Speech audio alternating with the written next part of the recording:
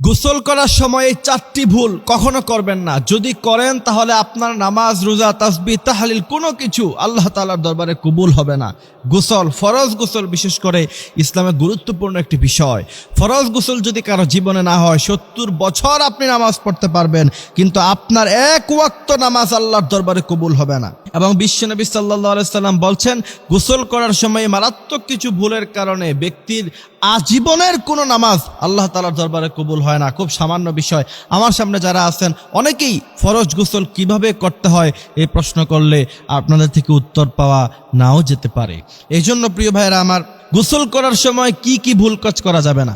সর্বপ্রথম হচ্ছে, আপনি যখন গোসল করবেন, যদি আপনি এই ভুলটা করেন তাহলে আপনার জীবনের কোনো ইবাদত আল্লাহ তাআলা কবুল করবেন। এটা খুব মারাত্মক। এর জন্য আমরা যারা শুনছি অবশ্যই আমরা শেয়ার করব, যাতে করে আরেকজন ভাই সারা জীবন গুনাহ থেকে বেঁচে যেতে পারে, এবং এর জন্য অবশ্যই আল্লাহ তাআলা আপনাকে নেকি প্রদান করবে। প্রথম নাম্বার যে ভুল, সেটা হচ্ছে গোসল করার সময় অবশ্যই আমাদেরকে খেয়াল রাখতে হবে এটা কি ফরজ গোসল নাকি নফল গোসল নাকি মুস্তাহাব গোসল। যদি ফরজ গোসল হয় তাহলে অবশ্যই আপনাকে সর্বপ্রথম ফরজ গোসলের নিয়ত করতে হবে। দ্বিতীয়ত হচ্ছে আপনাকে কুলি করতে হবে 3 বার।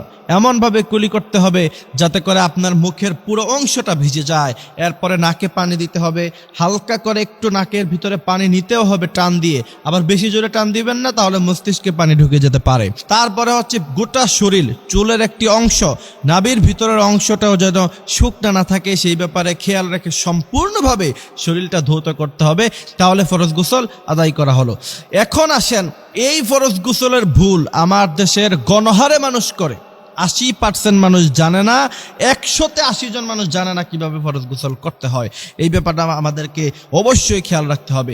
দ্বিতীয় নাম্বার হচ্ছে, গোসল করার সময় যে ভুলটা আমরা সাধারণত করি সেটা হচ্ছে সম্পূর্ণ উলঙ্গ হয়ে পড়ি আমরা।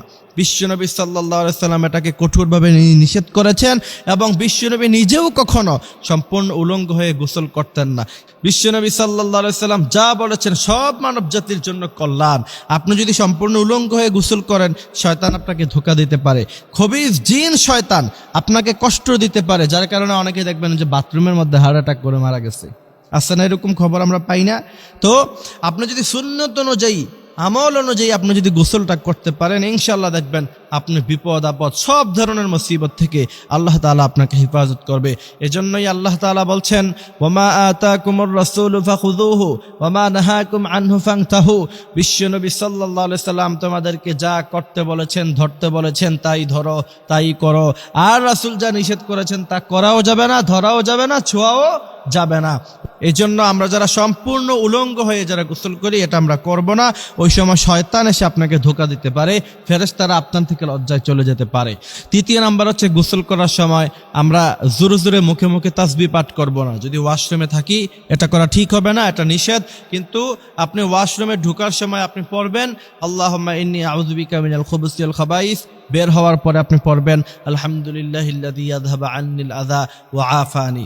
চতুর্থ নাম্বার যে ভুল কাজ আমরা করব না, সেটা হচ্ছে গোসল করার পরে আমরা যখন কাপড় পরিধান করব, অবশ্যই ডান দিক থেকে আগে ডান পা ঢোকাবো, এরপরে হচ্ছে কি ডান হাত আগে ঢোকাবো। এই সুন্নতটা আমরা খেয়াল রাখবো ইনশাআল্লাহ। তাহলে আল্লাহ তাআলা আমাদের জীবনের সব আমল কবুল করে নেবেন, এবং আমরা উত্তম রূপে, সঠিক রূপে আমরা গোসল করতে পারলাম। এর জন্য অবশ্যই আল্লাহ তাআলা আমাদেরকে সওয়াব প্রদান করবে। আল্লাহ তাআলা আমাদেরকে এই কথাগুলি বোঝার তৌফিক দান করুক, আমিন।